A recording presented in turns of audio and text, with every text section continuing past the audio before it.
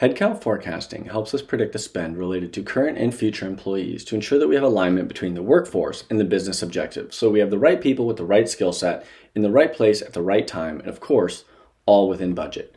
Now, traditional financial modeling often predicts spend at the model level view, the top-down view, and this uses broad assumptions rather than detailed individual calculations. But here's the catch.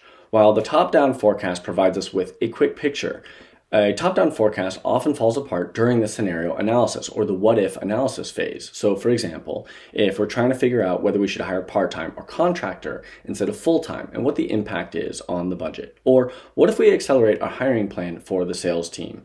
Now, from an analytics perspective, there's another crucial thing to consider, which is the compounding effect of assumptions in top-down forecasting, essentially the 1-10-100 rule. In top-down forecasting, assumptions stack, meaning they lead to compounding errors and a distorted financial picture. Understanding this, it becomes clear why a more detailed bottoms-up approach is a safer and more reliable path for your forecast. So let's explore that next.